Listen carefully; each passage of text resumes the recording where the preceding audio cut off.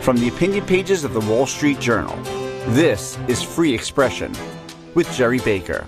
Hello and welcome to Free Expression from the opinion pages of the Wall Street Journal. I'm Gerry Baker, editor-at-large of the Journal. Thanks again for joining us. Please, if you're not already subscribing, do make sure you subscribe to Free Expression and Apple Podcasts, Spotify, wherever you do your listening. And please leave us a nice review.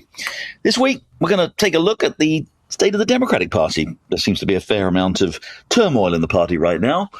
We've just seen the victory in the Democratic primary here in New York City of Zohran Mamdani, a self-described Democratic socialist on a pretty radical platform, I think it's fair to say.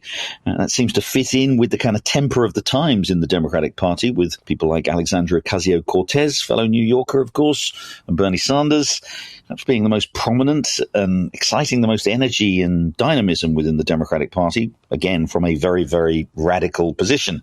Quite often what happens in politics is when you get a radical change in the national temperament and the national political order, as we've had with Donald Trump's election victory last year and with the first 6 months of Donald Trump's administration, quite often you get a kind of Newtonian equal and opposite reaction from the political opposition, and the ones who argue for a more radical response, a similarly radical response, are the ones who make not only a lot of noise but get a lot of attention and actually make some of the running. Of course, the problem with that is that there aren't many Democratic socialists in this country like Zohran Mamdani or Alexandria Ocasio-Cortez. There aren't even many Democratic socialists who vote in the Democratic primary across the nation. There might be in New York City and Chicago and elsewhere, but there aren't in the country as a whole. And some of the radical positions that the left is advocating seem to be way out of the mainstream and creating trouble for the Democratic Party. So what does the party do? How does it develop a message that somehow animates people and excites people in the way that some of these radical left-wing politicians do, but without alienating many voters who simply don't want to embrace those positions? We've seen some quite interesting discussion among Democrats and progressives. There's this interest in this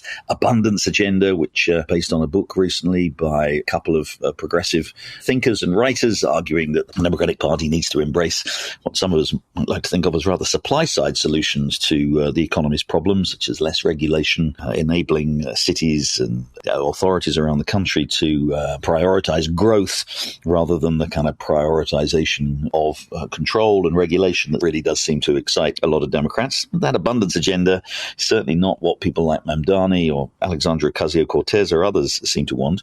At the same time, I think there's also a concern about kind of people I speak to and some of the polling that I've looked at about the lack of really assertive leadership in the Democratic Party right now. You have Donald Trump obviously making all of the hay. The Republican Party's had the most, whether you like it or not, you can hardly deny that this administration has been one of the most successful in getting its agenda implemented in its first 6 months. This kind of seems to have left the Democratic Party in a certain amount of disarray. The Washington leadership, whether it be Chuck Schumer in the Senate or Hakeem Jeffries in the House, really seem to be articulating a strong message that can animate a lot of Democrats or indeed unite the country. Now, of course, this is often the problem when we're just less than a year into an administration. The opposition party doesn't really have the kind of leadership. There's no official leader of the opposition like you have in parliamentary democracies, and we'll have to wait and see over the next year or so as we go through the midterms and then, of course, straight into the next presidential election whether a leader emerges. But I don't think there's any doubt right now that there's a lot of concern among Democrats about the state of their party. Some of these people being too left-wing, and a wider concern that maybe what is the party for, having just come off 4 years of a Democratic presidency, which was rejected by the voters. What is the Democratic Party for? Where does it stand? What should it be prioritizing over the next year or so? Well, this week, I'm delighted to say I'm joined by someone who steeped in Democratic politics. His family have been steeped in Democratic politics for decades, and he very much an exponent of, I think it's fair to say, a sort of centrist Democratic politics, and that's William Daley from Chicago, of course, from the Daley family of Chicago, but of course he served in the Obama administration, served as chief of staff to President Obama and Commerce Secretary. He wrote a very interesting op-ed in the Wall Street Journal this week attacking Zohran Mamdani and the far left, saying that they were a disastrous front to put to the American people. So it's going to explore with him what's wrong with the Democratic Party and how they can put it right. So delighted to say that William Daley joins me now. Bill, thanks very much indeed for joining Free Expression. Great. Thank you, Gerry, for having me. You wrote a fascinating op-ed in the Journal this week saying that the primary win by Zohran Mamdani here in New York City for the Democratic primary for the mayoral election in November is an ominous sign of the direction that the Democratic Party is going.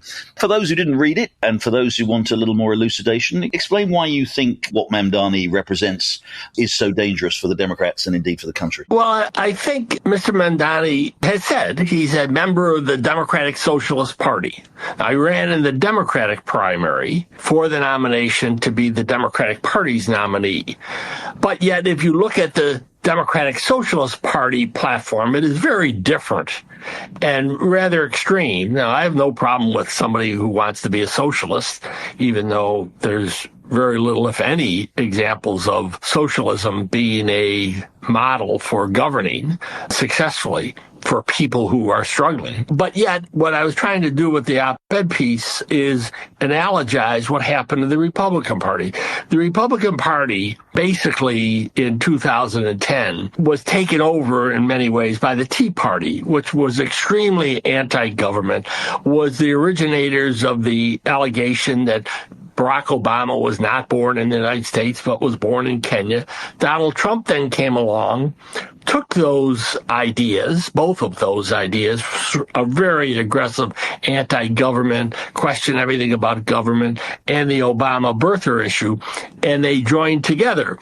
The sort of moderate governing model of the Republican Party, whether it was John Boehner, Eric Cantor, Speaker Ryan, were all suddenly, they thought they could deal with that wing of their party, and that wing of the party basically took over the party with Donald Trump as their leader in 15 and 16. You could see the same thing possibly happening here where the very, very far left, socialists, not progressive, not liberal, getting a very strong foothold. Bernie Sanders, one of the leaders and most popular Democrats, doesn't even run as a Democrat for the Senate. He runs as an independent in Vermont.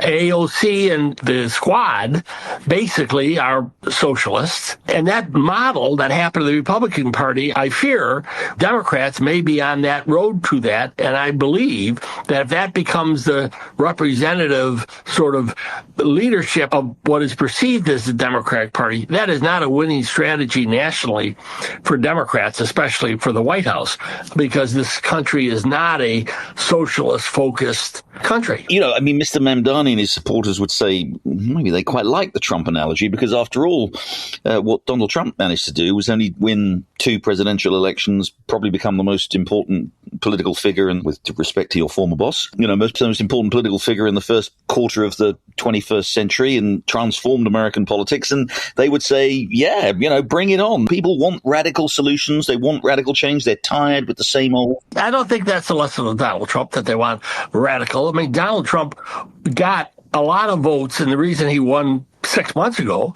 even though the popular vote was, I think Harris got 48.7 or something like that, and Trump won by 1.5 points of popular vote.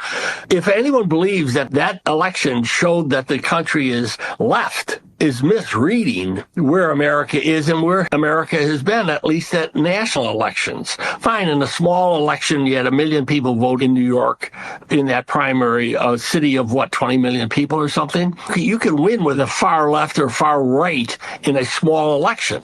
But when you get to national elections, and I believe, because Donald Trump has said, in my opinion, wrongly, that the Democratic Party is a bunch of communists and socialists, that having the mayor of the largest city in the country as a Democrat socialist mayor confirms what Trump and his allies say about, quote, the Democratic Party. When a leader of the Democratic Party, as mayor of New York, you become a national figure, obviously. It belongs to a party, the Democratic Socialist Party, that believes in doing away with the United States Senate, their platform, doing away with NATO, pulling out, closing all our bases around the world, defunding police, all of these things that the Democratic Socialist Party stands for, of which Mr. Mamdani is a member.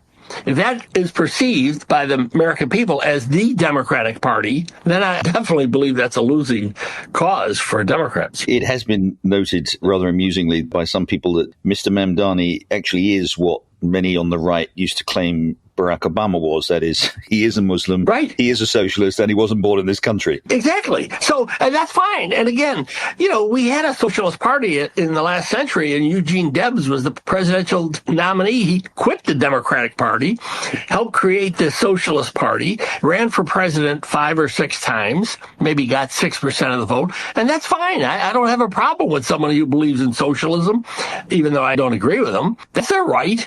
But don't try to take that and say, well, I'm really a Democrat because I believe Democrats are more socialist, and take that party over. Or you will be left then with a lot of people in the middle, either then trying to figure out, do I go to a third party and create a third party? If the Democratic and Republican parties are basically driven, as the Republican Party is right now, by the extreme of the right, you look at reasonable Republican senators like Tillis being chased out of the party because he hesitated to agree with President Trump on that big, beautiful bill last week. That becomes the model of the Democratic Party, that if you differ with the extreme left of our party, then you get chased out in a primary. Then you will see a third party finally arise in America. And that's a stretch, but I think that's a possibility. If you talk to people who voted here in New York City, I've spoken to many of them, you get a couple of answers from people who, by the way, don't necessarily endorse. You point out very well in your article in the Journal what the Democratic Socialists of America stand for in terms of defunding the police and ending in prisons and all this kind of stuff. But of course, people don't really want that. I think there are 2 things that stand out from what I've heard from people. One is they really are unhappy. They face a lot of economic challenges. The cost of living is extraordinarily high. It's very high. New York City, you know what it's like. Same in Chicago. Right. Everywhere else, very high cost of living. People increasingly priced out of housing, and they don't see an answer to that. They're attracted to radical ideas like that. And the second is they want leadership. There's a sense that the leadership of the Democratic Party in Washington or in the country as a whole is kind of milquetoast and lukewarm, and it's not really standing for anything. Let's take both of those issues. On the economic front, again, you've seen this yourself. You're very experienced in politics. You do see the frustration that people, younger people in particular, have with an economic system that they seem to think is increasingly unfair. It's no accident that half of young people under the age of 25 or whatever say they're sympathetic to socialism.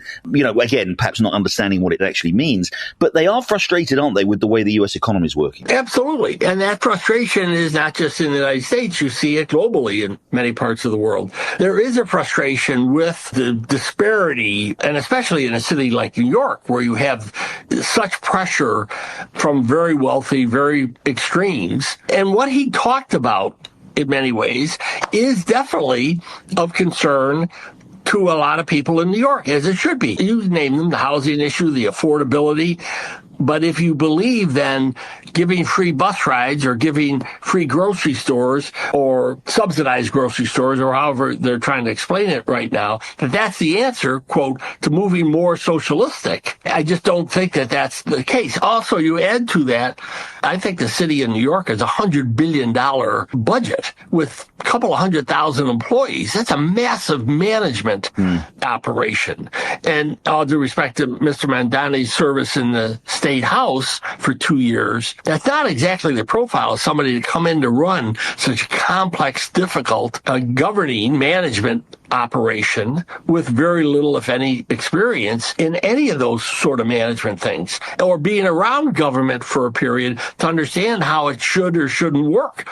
And you then become, in some ways, you become the tool of the bureaucracy because you have so little knowledge and so little engagement with that piece of the actual governing. And mayors are different than senators or congresspeople, or to some degree, to be very honest with you, Jerry, presidents who don't really run anything. A mayor of a city, even as big and complex as New York, really is called upon to run that city with the right people. You have to pick the right people from experience and being in certain roles.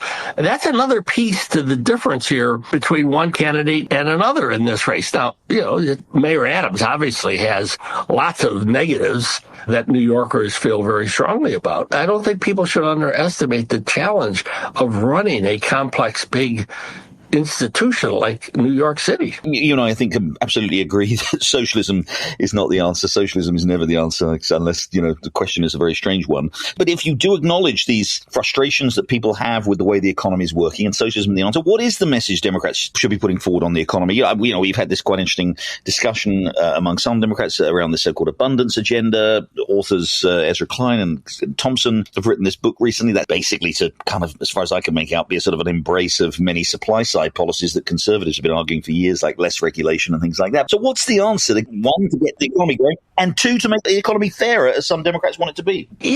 I don't know if you can, and Democrats often, especially the more progressive or obviously socialists, want to use government to force that sort of making it fairer. What does that mean? And I'm all for progressive tax, and I'm all for taxing billionaires, to be very honest with you. And I thought, which I was shocked about 2 months ago, there was a story out there that Donald Trump was considering a tax on billionaires as part of his bill. He obviously got blowback from lots of his friends. The truth is, had he moved forward on that and probably had been able to put that in the bill, he would have fundamentally changed the arguments that Democrats have been making for years. That is, the Republicans are just for the fat cats. They want to give them all a tax break, blah, blah, blah. Had he been able to do that, that argument, which has been the mainstay of the Democratic Party for 50 years, at least, would have been blown up. And that would have been an incredible political dynamic after that. But he didn't. And I think it obviously tells you where the Republican Party, even the Donald Trump Party, is on those issues of fairness. It is difficult. I get it. Obviously, housing in New York is a real problem.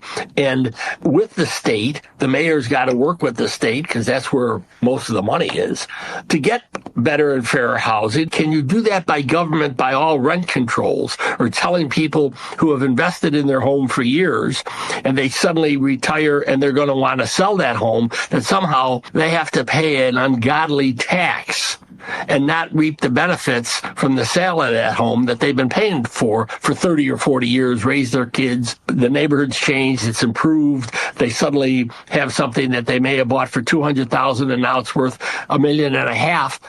Should they be punished for that? You're right. It's complex. I'm not dismissing any of the concerns of people in big cities. And whether it's New York or Chicago, you have the same thing. You have this very wealthy, very poor, middle class forced out, go to the suburbs, go to wherever. And cities will suffer from that. And they are suffering from that right now. Along with the older cities have these hangover legacy costs that are just enormous, whether it's pensions, whether it's the work rules for some of the employees in government that are very onerous compared to new cities, whether it's a Nashville, a Dallas, a Houston, a Miami, Charlotte, cities like that are fairly new, and they don't have the legacy cost that a lot of these big old northern cities, quite frankly, have. Again, I want to come on to broader Democratic Party, but let's just stick on the cities for a moment. Sometimes these conversations kind of seem to take place in a vacuum, and I'm glad you hit on this issue of cities and what's gone wrong with them. But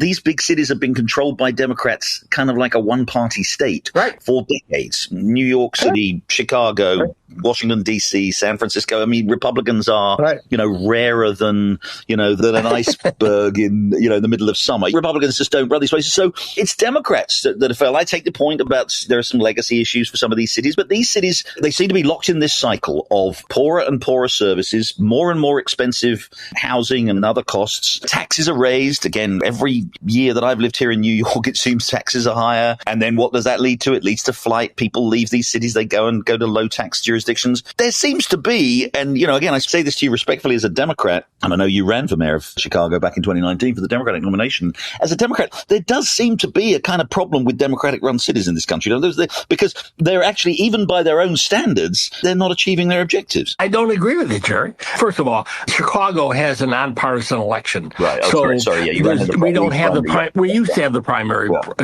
And I think, quite frankly, that should be the wave of the future in big cities. cities that everybody runs, top two vote getters. Now, they may be all Democrats, but, you don't have to do the primary game. You had a sort of jungle primary, didn't you? And I think, Exactly. Yes. Yeah, we had 17 people. Lori Lightfoot won, I think. Yes. So I don't differ with you that it is obvious that the cities that are struggling are all Democratic. They're very, very, very, very blue. There's very few political fights. In general elections in most of these cities, whether it's state rep, state senator, whatever the positions are, in an election, in a general election, most of the races don't even have opponents that are Republicans. So it's an obvious truth that is the cities that seem to be struggling and difficulties are all run by Democrats. And Democratic Party people ought to take a look at that. Why is it that we have these problems? Now, the big cities, older cities have more diversity, more economically struggling people, immigrants generally that come in, and that's where they'll go to the big cities. Future often was in the big cities, and they're more welcomed. I'm not talking about the immediate sort of immigration that happened over the last 4.5 years, but I'm talking historically. So the cities were that place where people would come when they were either getting started or when they were struggling. But the enormity of the cost of the services, whether it's schools, police, public services, and the need to pay for that. And you do not hear, we have a mayor in Chicago who will not talk about lowering expenses. It's only about the revenue increases, how to raise revenue. And people see through that and say, now, wait a minute, in my home, if I'm spending too much, more than I make, I've either got to make more or I've got to cut my spending down. And Democrats don't seem to buy that theory when it comes to governing, at least in the big cities. We'll take a short break there. When we come back, I'll have more with Bill Daley, former Commerce Secretary, former Chief of Staff to President Barack Obama. We'll talk about the state of the Democratic Party. And when we come back, I'm particularly going to look at who he thinks might be the standard bearers for the Democratic Party, for the kind of moderate Democratic Party, the kind of broad appeal Democratic Party that he wants to see. So stay with us. You're listening to Free Expression with Gerry Baker. Don't forget, you can listen to the latest episode anytime on your smart speaker. Just say, play the Opinion Free Expression podcast. Now, back to Gerry Baker. I'm back with Bill Daley, prominent Chicago Democrat, former member of the Obama administration. We're talking about the state of the Democratic Party. To ask you a particular point that's come up, and it's very much been an issue here in New York with Mamdani, and I know it's an issue in Chicago too, and in other big cities, which is this issue of mayors of local governments cooperating with ICE as the Trump administration pursues this effort to remove illegal immigrants. What's your view on that? Should cities be actively cooperating? I mean, you've seen what's happened in LA, you're seeing some other cities. What's your view on that? Cities for years, almost all the big cities, including Chicago. My brother was mayor for 22 years, and through that whole period, they were a, quote, sanctuary city. But it really was never tested what that meant, because you never had the inflow of people coming into the country. It still was viewed as illegally. And then what are the options? Does sanctuary city mean you don't cooperate with anyone whose the end result could be deportation? Or is it just you have to follow the law? I agree that ICE or any other federal agency should be required to follow the law. But in the immigration space, by virtue of politicians, Democrat and Republicans at the national level, they've not been clear for now, 25, 30 years since the last immigration reform bill allegedly happened. Maybe it was longer than that, as to exactly what the rules are of the road. It's been left to lots of judges because the politicians, Congress, Senate, and House, have been refusing to deal with it. No one's put forward a plan of should we have temporary workers here. The Democrats believe, and at least they have for very many years, that people who are here should all have a path to citizenship. That's not going to happen. Yeah. At least in the foreseeable future, you're not going to see that happen. So therefore, all immigration reform gets stopped because either the left or the right have certain blocks. There are certain issues that they will not budge on. One is this road to citizenship, and for the Republicans, it is an ability to deport people in a way that's not years and years and years in court systems And Democrats are just digging in their heels, but it's a losing issue for them, and it's a totally winning issue for the Republicans. So you think the Democrats should actually abandon that idea of a path to citizenship and actually embrace, necessarily in exactly the same way, but embrace the principle that actually, no, these people should be deported? Look, if somebody's been here 20 years, and technically illegally, okay, and their family's been raised here, they haven't gotten in trouble, they have family members that are American citizens, that they should not fear of being deported. That doesn't mean that there's a path to citizenship, but I believe that we should say to those people, basically, you get a free card to remain here the rest of your life with certain conditions. You don't get in trouble, blah, blah, blah, blah, blah, okay? But then put forward an honest and real immigration reform package that makes a lot of reasons why people come to the country temporary workers, and Donald Trump acknowledged that 2 weeks ago when he said the hotel industry and the agricultural industry, they'll be exempt from deportations because he's realized that economically certain parts of the country, many of which are in red states, need those temporary workers in order for the economy to stay strong. So let's don't just acknowledge that by executive edict or comment. Let's put it into law and have some process that can organize, because no country, and part of the Democratic Party's problem has become, they are viewed, because for 4 years under President Biden, quite frankly, the reality seemed to be that they were a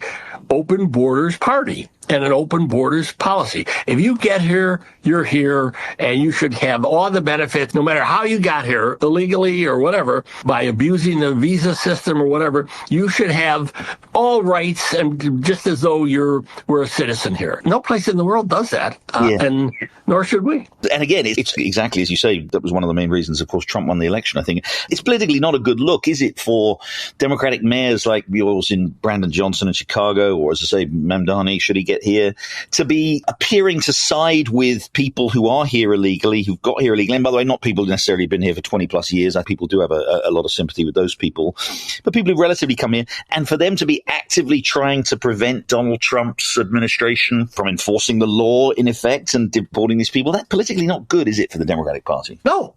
It was proven in this last election, I believe, for the last 4 years, that the Achilles heel for President Biden, and obviously then became Kamala Harris, and the Democrats in general, was their open border, if not real policy. The results were basically an open border for 3.5 years, and gave Donald Trump and the Republican Party all the running room they needed to make that a very serious issue. And if you even look at the results, Hispanic voters even have a problem with that perceived open borders. It wasn't just Hispanic people coming in through that process.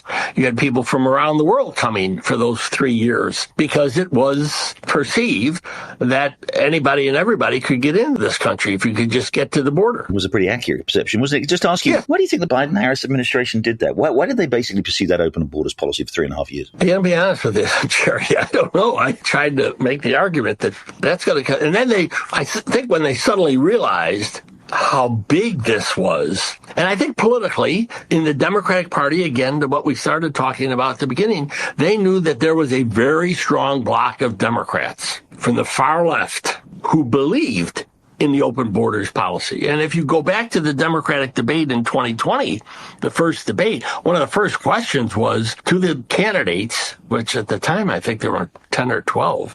Are you for continually having people who come in illegally, that be a crime? To come in? All the hands went up. All of them except, I think, Biden and Buttigieg. Yeah, that's right. And so that was the message, was we're for open borders. Extraordinary. And so it's not surprising that American people believe that, because that's what we showed. So let's quickly just move on again to say to the other issue that I think people, when you talk to Democrats about why they're embracing some of these more, and it's not just Mamdani, but the people who seem to be making a lot of the noise and the kind of the weather in the Democratic Party, AOC and Bernie Sanders. I think one of the things you do talk about is, again, whatever they think of those people, they're very dissatisfied with the leadership of the Democratic Party. They think it's weak. They think it's kind of milquetoast. They look at the leadership in Washington. They don't really see people standing up in the way they like to Donald Trump. This follows, after 4 years of a president that we learn more and more about every day was, let's be honest, most generously barely capable of doing the job. There is a leadership problem in your party, isn't there? Yeah, there is. But, I've heard this story in this sort of profile, when a Republican wins or when a Democratic wins, then the Republican Party's a mess and it'll never get back and blah, blah, blah. No doubt about it, we have a leadership problem. And I would say the Republican Party has a leadership problem, except for one person. Yeah, but Donald Trump. That one person is quite a leader, isn't he? That everybody likes him or hates him. If you take Donald Trump out of the game, is the Republican Party the same Republican Party? Are there factions within it that maybe start to say, well, I don't know, is J.D. Vance the mini-me of Trump? Is he really? Is he really one of us? Is he not? They're going to go through maybe a very different sort of leadership search. That 30% who would believe Donald Trump and who Donald Trump said when he came down the escalator, I could shoot somebody on Fifth Avenue, or maybe he didn't say it that day, he said it another day, and I'd get away with it. That 30 or 35% absolutely would let him get away with it. Yeah. The other 65%, there's some uncomfortableness. Now, Trump won because they didn't like the alternative, and Democrats didn't show up, and a lot of our progressives who are very much pro-Palestinian court in Michigan didn't show up to vote. Well, okay, is Donald Trump better for Gaza to have Donald Trump as president? Is that better for America and for the world and for the people who live in Gaza? I don't know, but those people helped decide that election because they thought Biden was not tough enough on the Israelis. So it's, again, the leadership issue of the Democratic Party. When there is a nominee in 3 years, then how that person wins the primaries and what he or she represents becomes the leadership of the party, at least for a period through the election. And then if they win, through that presidency, as Barack Obama did for his 8 years. But whenever there's an end, like when the Trump presidency ends, the Republican Party is going to go through a leadership challenge. They're not just going to all roll over and say, well, okay, it's J.D. Vance and whoever he picks as vice president, and that's 8 more years, and then and if the House switches and Speaker Johnson is out, and you have a Democratic speaker, depending on how many votes they win, they then will be able to articulate something through putting legislation forward, even though it doesn't pass by the Senate or signed by the president, the odds are. They will be able to articulate a message other than just against. Look at anybody who thinks the Democratic Party hasn't been strong on Donald Trump. They impeached him twice. They've had hearings up the wazoo on Trump.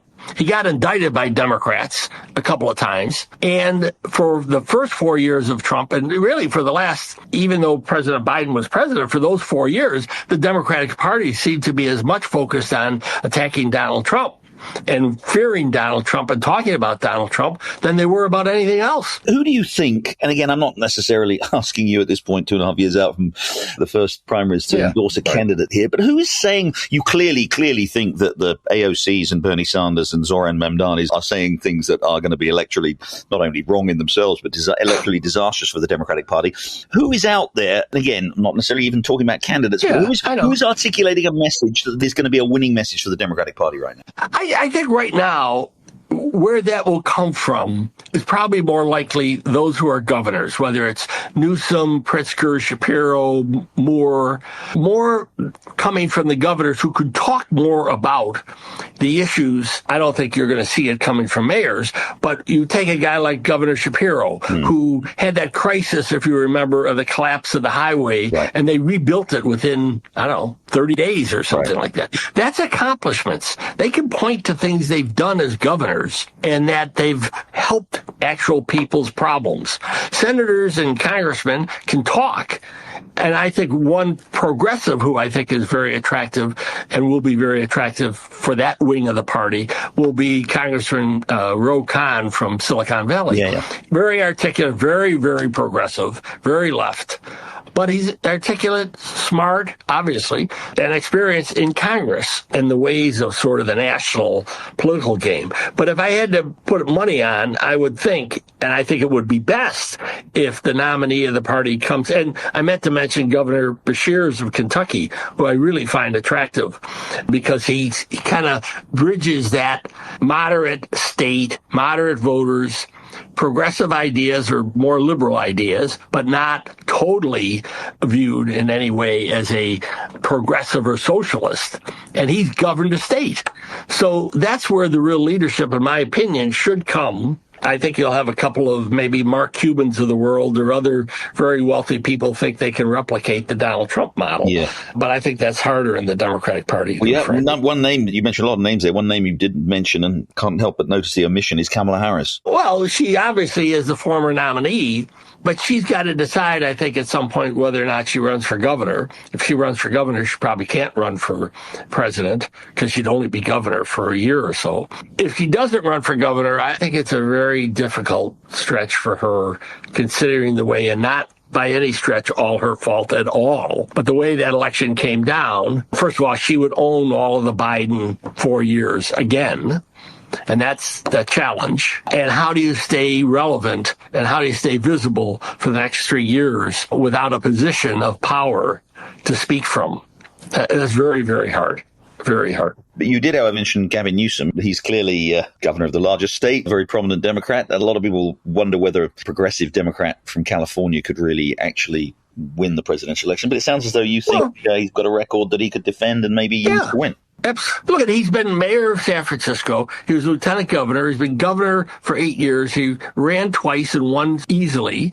He beat back a recall. He does run the 5th largest economy in the world. Yes, he is more liberal than much of the country, but he's also had to govern and with a legislature that is overwhelmingly Democratic, but he's balanced things. And I think since the election, he's tried to convey, and I saw this morning, I think it may have been in the Journal, that he's on a tour in South Carolina. He's a very good retail politician. And he's very smart, and he's got experience, and he'll go toe-to-toe with anyone. I saw him on Hannity a couple of years ago, and he didn't take any BS from Hannity at all and gave it right back to him. Your fellow Chicagoan and a former colleague in the Obama administration, Rahm Emanuel? Yeah, I think Rahm is taking a serious look at it. I think he comes from a wing of the party that may be a little more difficult. He's obviously got a resume that's as good as anybody that's ever run. Obviously, resumes don't elect people. But I think he's going to test the waters, as he is. Everything I read, he is. I haven't spoken to him in a while. Oh, he's definitely. My guess is he will test the waters, and he'll see. But he also, it's pretty obvious, in my opinion, that Governor Pritzker, also from Illinois, has been doing a lot to make himself well-known nationally after doing a good job in Illinois. And I think that will be an issue between Rahm and Pritzker. Governor Pritzker has the position as sitting governor to probably present himself in different forms differently than somebody who's just been an ambassador or was mayor 10, 12 years ago or whatever. So, forget the candidates, as it were. It's way too early for that. But what's the message coming up to the midterm elections next year? What's the overall message? I mean, you and I both have our concerns about some of the things that Donald Trump has done. A lot of people want to make that the big deal, once again, reprise the concerns that he's anti-democratic and, destroying American democracy. Right, yeah. That didn't seem really to resonate very well last year. And, you can make the case that maybe he's doing things that you don't like. But what's the most convincing anti-Trump message for the Democratic Party in the next year or so? I don't think there's a convincing anti-Trump message. Trump is going to be, in some ways, for the voters' future, elections about the future. I think the message isn't just to continue to beat up Donald Trump. It's going to be to point out where the things like what are in this bill, whether it's rural hospitals. The Democrats are running around saying rural hospitals are going to close because this bill passed. If that doesn't happen, they lose total credibility. So when they go out and scream, the sky's going to fall, if it doesn't fall, so maybe they shouldn't have said the sky's going to fall and rural hospitals are going to collapse, but it is going to be harder to keep rural hospitals with the breadth of things they do as they lose some money. So what's the answer there? What's the answer on those people who are going to be cut out of Medicaid? At what point do we find that out? That people who voted for Trump, probably more people who lose Medicaid are people who voted for Trump or family members who voted for Trump, because he did win. So it's not like that's just in big cities. Rural America depends on that and the Trump voter. But I also think, to be honest with you, Jerry, Democrats like to say, well, people just vote on economic issues. And I don't disagree that that's usually the primary issue. It's my economics, not the country's, not the global issues.